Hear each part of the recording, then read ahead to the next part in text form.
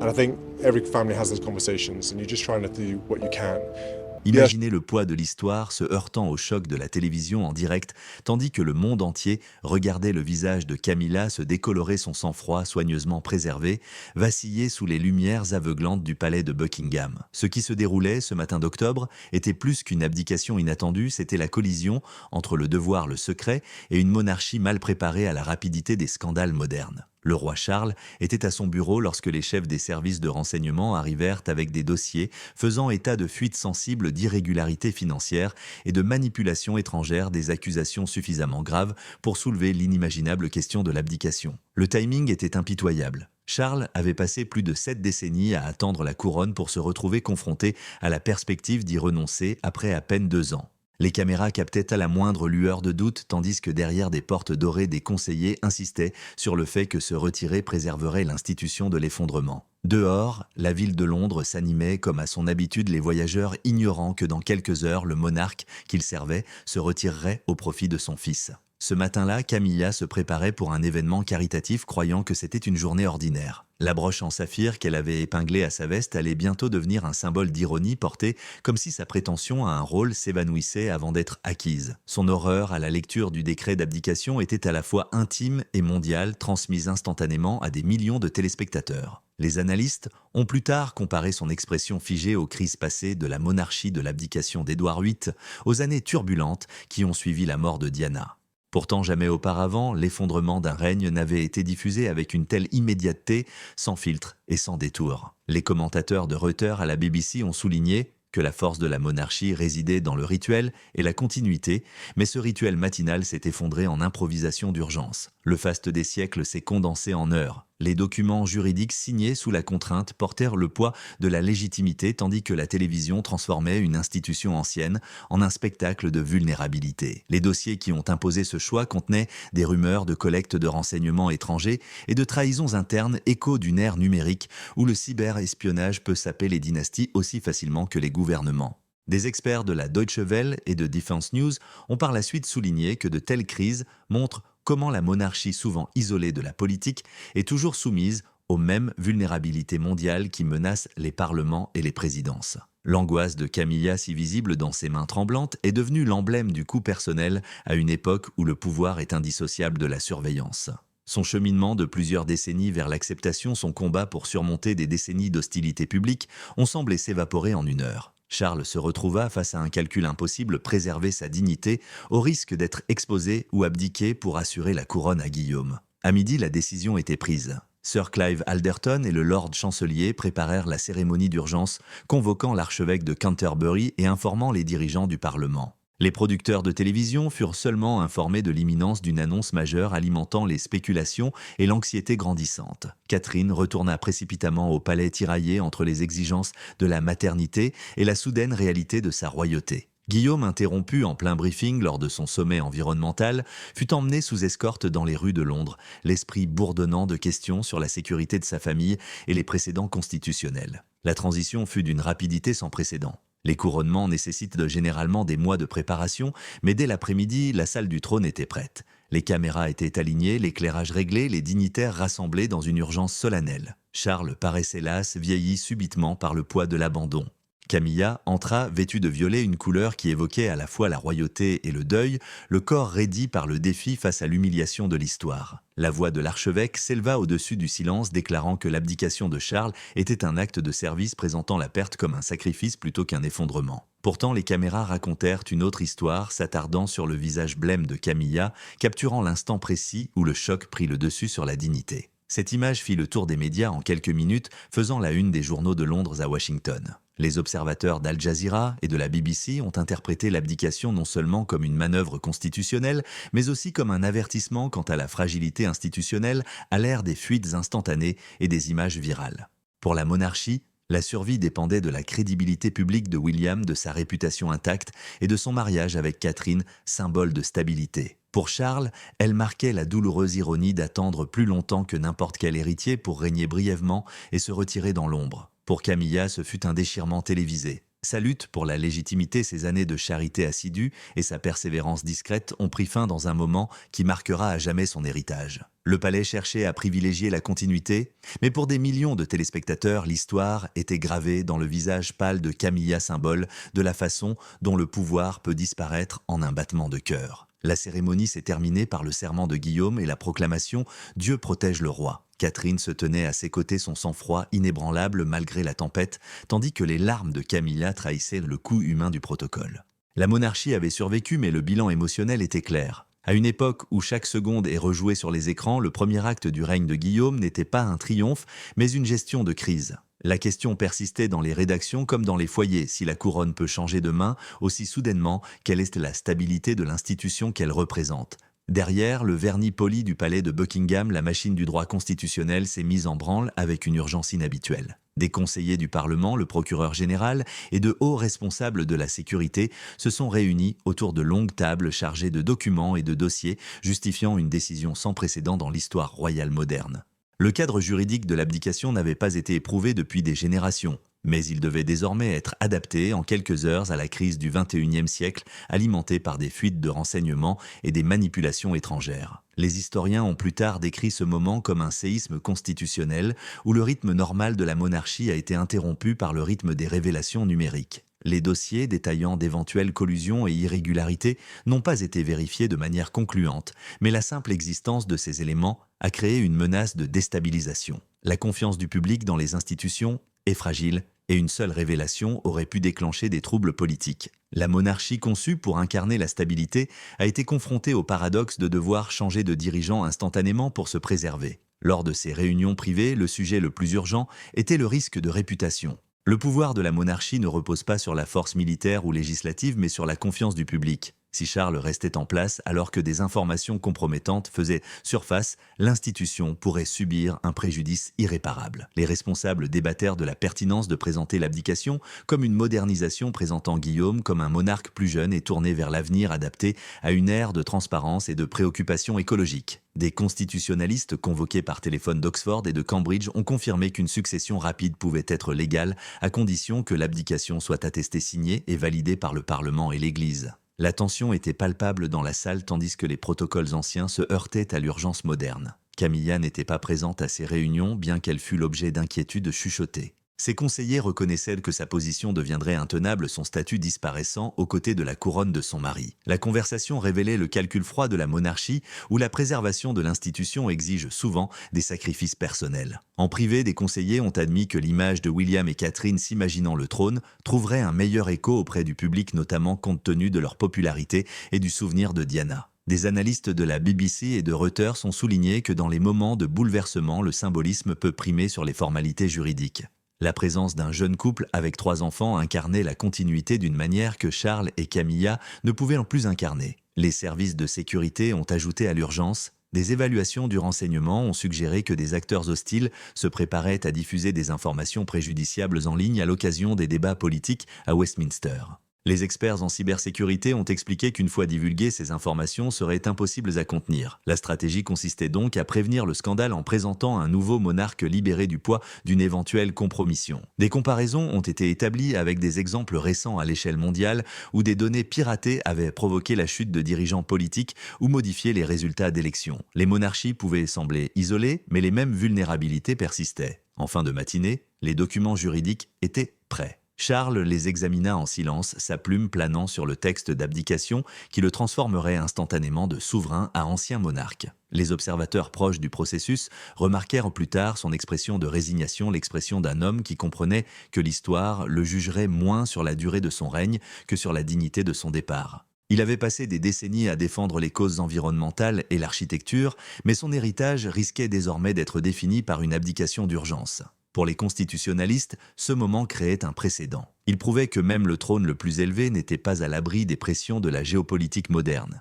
Camille, informée seulement après les décisions prises, réagit avec horreur. Tandis que Charles affrontait le poids des siècles, elle voyait s'effondrer son triomphe personnel. Pour elle, le titre de reine avait été l'aboutissement d'années d'efforts pour dépasser le scandale, pour passer du statut de figure vilipendée à celui de consort respecté. Soudain, elle se retrouva confrontée à la réalité d'être reléguée au second plan, son bref passage comme reine consort réduit à une simple anecdote historique. Les images de son visage pâle allaient bientôt faire le tour des médias du monde entier, interprétées comme le coût humain de la nécessité constitutionnelle. Les commentateurs compatissant à sa situation soulignèrent que si Charles avait un nouveau rôle d'homme d'État, celui de Camille allait se réduire presque du jour au lendemain, ses patronages étant redistribués à Catherine. Au milieu de cette agitation, Guillaume fut rapatrié d'urgence au palais. Son arrivée marqua le début du deuxième acte de la journée. Les briefings se succédèrent rapidement, chacun décrivant des responsabilités qui normalement auraient été absorbées progressivement sur plusieurs décennies. Il fut formé sur la formulation précise des serments, les exigences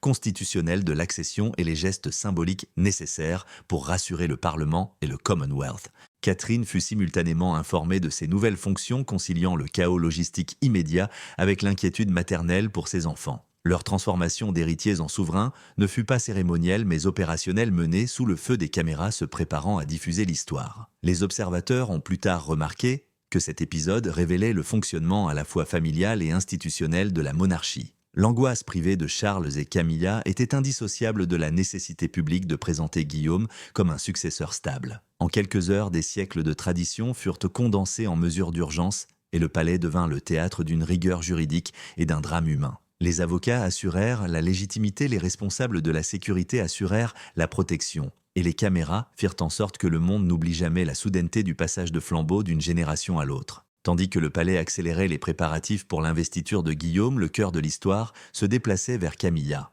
Pendant des décennies, elle avait enduré l'hostilité publique, les accusations et les comparaisons incessantes, construisant son image étape par étape laborieusement jusqu'à pouvoir enfin se présenter comme reine consort. L'abdication d'urgence lui arracha cet accomplissement en une seule journée. Assise dans ses appartements privés, elle se retrouva face au mur orné de portraits pris lors du couronnement de Charles quelques mois plus tôt. Chaque image, autrefois source de fierté, rappelait un rôle en voie de disparition. On la décrivait arpentant la pièce, visiblement désemparée, le visage pâle, les mains tremblantes, tentant de reprendre son sang-froid avant d'apparaître en public. Sa dame d'honneur, habituée depuis longtemps aux moments de pression, se trouva impuissante à apaiser son désespoir.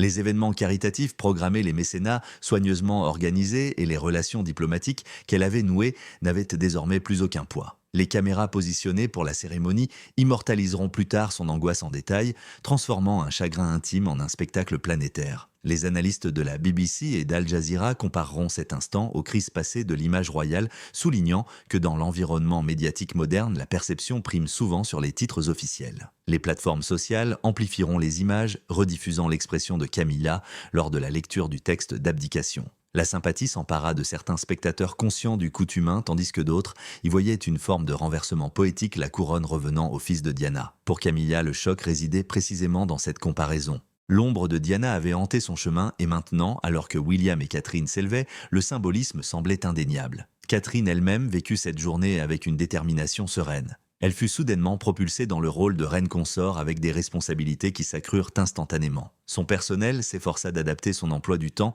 tandis que ses enfants durent apprendre que leur vie ne ressemblerait plus jamais à la relative intimité dont ils jouissaient autrefois. Les analystes de Reuters soulignèrent que la présence sereine de Catherine renforçait l'image de stabilité de la monarchie essentielle à un moment où l'incertitude aurait pu alimenter des troubles politiques. Vêtue d'une simple robe bleu marine pour la cérémonie d'urgence, elle projetait grâce et détermination, qualité indispensable pour rassurer un public bouleversé. La préparation de Guillaume ne fut pas moins intense. Des experts constitutionnels condensèrent des années de connaissances en un bref exposé. Il étudia les serments avec précision, conscient que la moindre erreur de formulation pouvait créer une ambiguïté juridique. La salle du trône fut dépouillée de tout faste, ne laissant place qu'aux rituels essentiels. Même sous cette forme simplifiée, la gravité du moment était accablante. À 41 ans, Guillaume devenait roi Guillaume V dans des circonstances que personne n'avait prévues. Les historiens remarquèrent que sa voix pendant le serment était ferme, supportant à la fois le poids du devoir et le choc d'une responsabilité soudaine. Le chagrin de Camilla devint l'image marquante de la cérémonie. Alors que Charles lisait les mots d'abdication, son expression se durcit, son teint se vida et une larme coula sur sa joue. Les chaînes internationales figèrent leurs images sur son visage, le transformant en icône du jour. Les commentateurs établirent des parallèles avec l'abdication d'Édouard VIII, mais contrairement à ce lointain souvenir, cet événement se déroula en direct sans montage et fut diffusé sur toutes les plateformes. L'instantanéité créa un sentiment de témoignage collectif. Dans un monde habitué aux événements royaux soigneusement mis en scène, ce moment de vulnérabilité brutale frappa avec une force inhabituelle. Le symbolisme du retrait de Charles au profit de son fils n'a pas échappé aux observateurs. Les spécialistes de la monarchie ont expliqué que l'institution a survécu pendant des siècles en s'adaptant souvent au prix de lourds sacrifices personnels. Ce fut un moment de ce genre où le sacrifice d'une position préservait la continuité. La présence de Camilla, visiblement blessée mais présente dans son devoir, soulignait le côté humain de la nécessité constitutionnelle. Les analystes de la Deutsche Welle ont souligné que la monarchie était empêtrée dans les vulnérabilités de l'ère numérique, où les fuites de fichiers et le cyberespionnage peuvent modifier l'équilibre des pouvoirs de manière aussi décisive que le faisaient autrefois les armées. À la fin de la cérémonie, la proclamation « God Save the King » résonna dans la salle du trône et sur les ondes. Le monde entier assista au couronnement de Guillaume selon un rituel épuré tandis que Catherine se tenait à ses côtés impassible. Camilla resta assise, figée, son chagrin dissimulé derrière des gestes soigneusement contrôlés, mais trahis par le tremblement de ses mains. Cette image restera gravée dans la mémoire collective comme le prix de la survie de la couronne. La monarchie avait perduré, mais au prix le plus visible payé par celle dont le règne s'était achevé presque avant même d'avoir commencé. Les heures qui suivirent allaient mettre à l'épreuve la capacité du palais à projeter la stabilité, mais rien ne put effacer l'empreinte indélébile du visage pâle de Camilla, symbole d'une passation de pouvoir soudaine à une époque où aucun secret ne peut rester caché bien longtemps. Le couronnement se conclut avec une efficacité solennelle, mais le palais fut aussitôt plongé dans le chaos qui suivit. Le personnel s'empressa de réorganiser les emplois du temps, d'ajuster les rôles cérémoniels et de rédiger des déclarations pour un public encore sous le choc. Quelques minutes plus tard, Guillaume prononça ses premiers mots, en tant que roi, un discours rédigé sous une pression intense, mais prononcé avec une assurance sereine. Il mit l'accent sur la continuité, le devoir et l'humilité, assurant aux citoyens que son père avait placé la survie de la couronne au-dessus de ses ambitions personnelles. Les téléspectateurs, déjà ébranlés par la rapidité des événements, accueillirent avec soulagement la fermeté de son ton. Catherine se tenait à ses côtés, symbole discret mais puissant d'unité. Sa soudaine accession au rang de reine consort avait un poids extraordinaire, projetant une image de résilience au moment même où l'institution en avait le plus besoin. Les chaînes internationales Reuters et BBC rediffusèrent en ses propos, soulignant la rapidité avec laquelle il s'était assumé dans le rôle d'un souverain appelé à inspirer confiance en pleine tourmente. Le bilan humain de la journée s'est fait sentir de manière particulièrement visible chez Camilla. Alors même que le discours de William s'achevait, les caméras s'attardaient sur sa silhouette assise immobile, l'expression partagée entre le choc et l'incrédulité. Les analystes ont plus tard décrit sa présence comme le tableau le plus dramatique de l'histoire royale moderne. Ce qui aurait pu être considéré comme un simple ajustement constitutionnel a été marqué émotionnellement par son chagrin visible. Les hashtags liés à sa réaction se sont répandus sur les réseaux sociaux, se propageant sur tous les continents. L'opinion publique s'est divisée, certains ont exprimé leur sympathie pour une femme déchue de son rôle public, tandis que d'autres ont vu son éclipse comme inévitable, considérant William et Catherine comme une réinitialisation naturelle de la monarchie. La cruauté de tels commentaires a ajouté au poids porté par Camilla ces décennies d'efforts ayant été anéantis non par un scandale de sa faute, mais par des circonstances indépendantes de sa volonté. Charles a lui aussi dû faire face à sa propre transformation. Déchu du trône, il a entamé la délicate transition vers sa vie d'ancien monarque. Son sang-froid, lors de l'abdication, a été salué par les commentateurs, mais en privé, la perte était immense. Il avait brigué la couronne pendant plus de 7 décennies pour ne la conserver qu'un peu plus de 2 ans. Les historiens ont soutenu que sa décision, bien que douloureuse, pourrait à terme être jugée altruiste, assurant la survie de l'institution,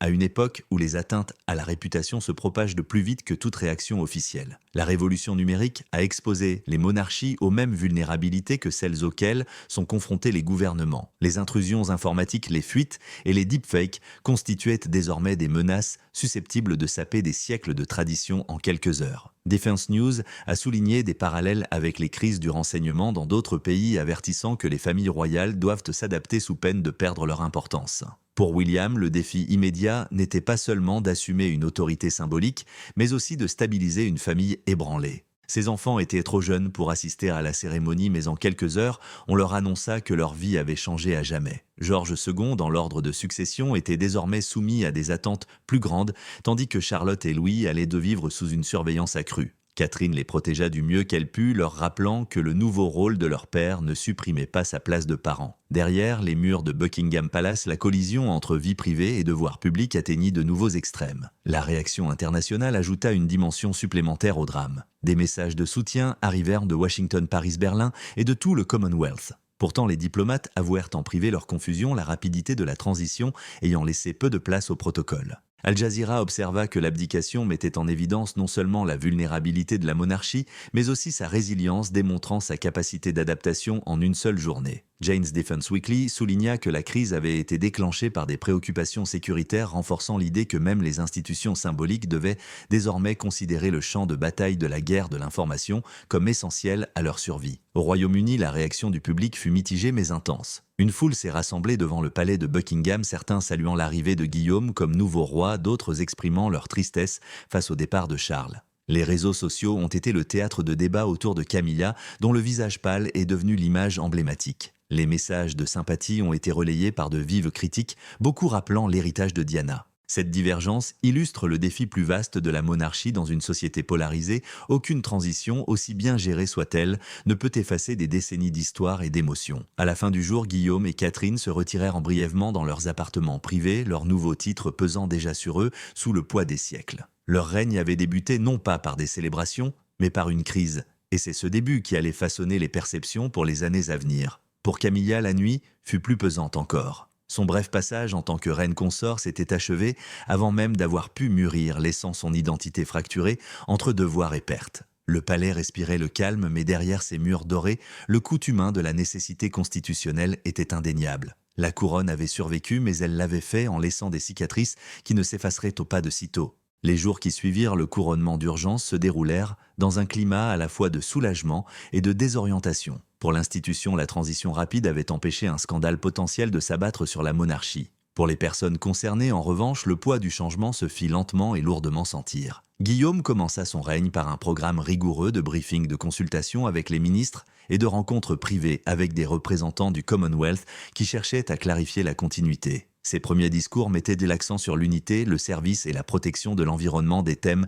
cohérents avec ses engagements publics de longue date. Les commentateurs remarquèrent qu'il se présentait comme un monarque adapté à une époque marquée par la transparence et l'urgence écologique. Ce cadrage, salué par des médias comme Reuters et la BBC, fut essentiel pour contrebalancer l'impression que la monarchie était acculée au changement. Les nouvelles responsabilités de Catherine se multiplièrent du jour au lendemain. Son rôle dépassa le cadre du mécénat caritatif pour devenir un symbole national. Elle devint la figure stable aux côtés de Guillaume lors des apparitions officielles, tout en guidant leurs enfants dans une transition qu'ils avaient du mal à appréhender. Les observateurs sociaux remarquèrent sa capacité à allier chaleur humaine et discipline, projetant une image de stabilité à un moment où la crédibilité de la monarchie était en jeu. Sa présence adoucit les contours d'une passation de pouvoir pourtant spectaculaire, rassurant un public avide de continuité. Camilla, cependant, subit de plein fouet le poids de sa dévastation personnelle. Son agenda fut rapidement réorganisé, ses initiatives caritatives transférées vers de nouveaux mécènes et sa position au sein de la famille redéfinie.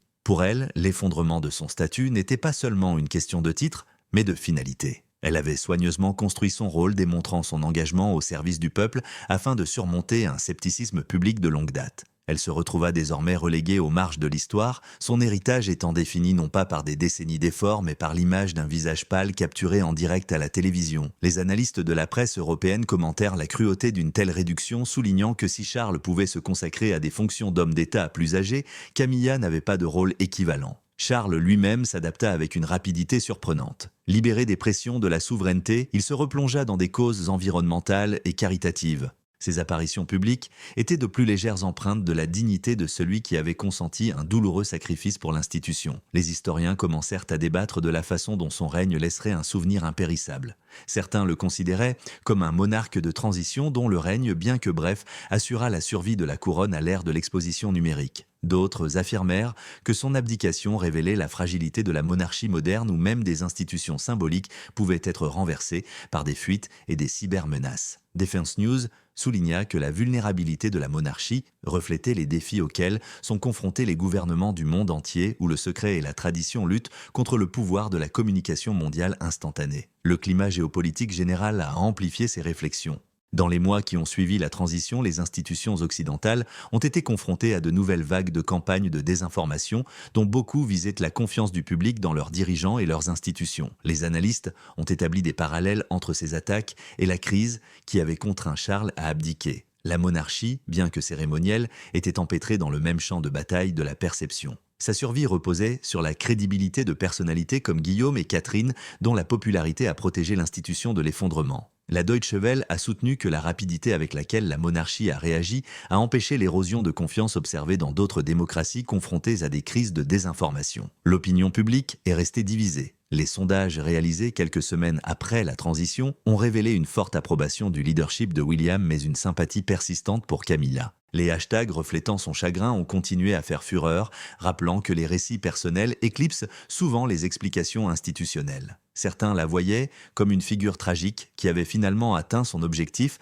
avant de le perdre dans des circonstances indépendantes de sa volonté. D'autres ont vu dans son éclipse une correction de l'histoire, le fils de Diana et sa famille restaurant symboliquement la monarchie. Cette polarisation a souligné la tension entre les rôles privés et publics, un thème qui a façonné l'histoire royale pendant des siècles. Le palais a géré le récit avec une précision méticuleuse. Les apparitions médiatiques ont été coordonnées pour diffuser une image sereine William et Catherine mettant constamment l'accent sur le service et la continuité. Leurs enfants ont été protégés de toute couverture médiatique intrusive, mais de subtils aperçus de la vie familiale ont été autorisés pour renforcer la dimension humaine de la monarchie. Ces stratégies se sont avérées efficaces, stabilisant l'opinion publique et obtenant le soutien des royaumes du Commonwealth, où des débats républicains avaient parfois fait surface. Al Jazeera a rapporté que la capacité de la monarchie à gérer la crise avec transparence et rapidité pourrait temporairement ralentir les appels à l'abolition dans des pays comme l'Australie et le Canada. Pour Camilla, la réalité de la vie après l'abdication fut plus dure. Les invitations diminuèrent, son personnel se réduisit et son influence s'effaça discrètement du cœur des opérations royales. Elle continua d'apparaître aux côtés de Charles lors d'événements choisis, mais le contraste avec Catherine était saisissant. Là où Catherine était célébrée comme l'incarnation de l'avenir, Camilla resta dans les mémoires pour sa chute brutale. Elle se comportait avec dignité, mais sa présence restait hantée par l'image de ce jour. La monarchie avait perduré, mais son sacrifice fut peut-être le plus grand de tous. À l'approche du premier anniversaire du couronnement d'urgence de Guillaume, la monarchie est entrée dans une nouvelle phase de consolidation. Le choc initial s'était apaisé, mais les répliques continuèrent de façonner la perception du public et la vie privée au sein de la famille royale. Guillaume s'était alors imposé comme un souverain stable, son début de règne étant marqué par des visites aux quatre coins du Royaume-Uni et des apparitions soigneusement choisies dans les royaumes du Commonwealth. Chaque étape était conçue pour projeter continuité et résilience. Les analystes ont noté que ces discours mettaient de l'accent sur le service, l'engagement environnemental et l'unité créant un récit de renouvellement générationnel. Les commentateurs de Reuters et de la BBC ont observé que son ton calme et sa présence constante ont restauré la confiance à un moment où les institutions européennes étaient mises à rude épreuve par la polarisation politique et les campagnes de désinformation. La transformation de Catherine en reine consort s'est déroulée avec une grâce remarquable. Elle a su concilier devoirs cérémoniels et responsabilités maternelles, se présentant à la fois comme moderne et traditionnelle. Sa chaleur humaine a trouvé un écho auprès des communautés, que ce soit lors de visites dans les écoles, les hôpitaux ou lors de sommets internationaux. Les experts en relations publiques ont souligné que son image était soigneusement calibrée pour incarner l'assurance, offrant à la monarchie une figure dont la popularité a atténué le souvenir de la crise. Son sang-froid est devenu un pilier essentiel de stabilité, notamment lorsque la famille s'est adaptée à une sécurité accrue et aux exigences d'une vie au centre de l'attention mondiale. Charles s'était adapté à son nouveau rôle d'ancien monarque avec plus d'aisance que beaucoup ne l'auraient imaginé. Libéré des contraintes constitutionnelles, il se replongea dans l'activisme environnemental, les œuvres caritatives et les projets artistiques. Les historiens commencèrent à interpréter son abdication comme une forme de sacrifice visant à préserver la monarchie, le présentant comme une figure du devoir malgré elle. Si certains critiques qualifièrent son règne de cour et troublés, d'autres affirmèrent que son choix resterait dans les mémoires comme un acte de préservation. La Deutsche Welle remarqua qu'à une époque où les institutions peuvent s'effondrer du jour au lendemain sous le poids des scandales, la capacité de la monarchie à se réinventer en quelques heures était extraordinaire. Pour Camilla, l'histoire resta celle d'un déchirement. Elle continua d'accompagner Charles lors des grands événements, mais sa présence fut atténuée, éclipsée par l'ascension de Catherine. Les organisations caritatives autrefois étroitement liées à son patronage changèrent d'allégeance et les invitations qui affirmaient autrefois sa centralité diminuèrent. Les commentateurs la décrivirent comme la figure la plus poignante de la crise, une femme qui s'était battue pendant des décennies pour être acceptée avant de voir son rôle disparaître en un seul jour. L'image de son visage pâle lors de l'abdication resta gravée dans la mémoire collective, rejouée à chaque fois que l'on évoquait cet anniversaire. La sympathie des réseaux sociaux maintint son nom en vie, mais l'attention qu'elle reçut ne fit que renforcer son statut de symbole de perte plutôt que de triomphe. La monarchie elle-même avait cependant retrouvé un sentiment de stabilité. À l'échelle internationale, les messages de soutien se sont transformés en engagements renouvelés de la part des dirigeants du Commonwealth, même si les débats républicains persistaient dans des pays comme l'Australie et le Canada. Al Jazeera et Jane's Defense Weekly ont souligné que les problèmes de sécurité à l'origine de l'abdication n'avaient pas disparu. Les cybermenaces et les campagnes de désinformation continuaient de cibler les institutions occidentales, montrant clairement que la monarchie resterait vulnérable aux mêmes forces qui déstabilisent les gouvernements. Le palais a réagi en investissant massivement dans la sécurité numérique, la coordination du renseignement et la stratégie médiatique. La survie à l'ère moderne exigeait plus que la tradition. Elle exigeait une adaptation aux réalités de la guerre mondiale de l'information. Au sein de l'opinion publique britannique, le soutien à Guillaume s'est renforcé, même si des divisions persistantes persistaient concernant Camilla et Charles. Les sondages ont révélé qu'une majorité considérait Guillaume et Catherine comme l'incarnation de l'avenir de la monarchie, tandis que la sympathie pour Camilla s'exprimait au sein de communautés en ligne plus restreintes, mais très actives. Cette divergence illustre le paradoxe de la monarchie à l'ère moderne. Si elle unit par le symbolisme, elle révèle aussi de profondes divisions dans la manière dont l'histoire et l'héritage sont commémorés. Rétrospectivement, les événements de cette journée d'octobre ont révélé non seulement la fragilité du statut, mais aussi la résilience d'institutions capables de se réinventer sous la contrainte. Pour Charles, l'abdication signifiait la fin d'une ambition de toute une vie. Pour Camilla, ce fut l'effondrement d'une identité durement acquise. Pour Guillaume et Catherine, ce fut le début d'un règne forgé dans la crise. La couronne survécut, mais au prix d'un immense sacrifice personnel. La question demeure: la monarchie pourra-t-elle continuer à s'adapter à un monde où les secrets ne peuvent être cachés, où la perception peut changer du jour au lendemain et où le sacrifice personnel est exigé au service de la survie institutionnelle? L'avenir nous permettra de répondre à ces questions, mais l'héritage du visage pâle de Camilla en ce jour extraordinaire nous rappellera à jamais le coût humain de la grandeur des couronnes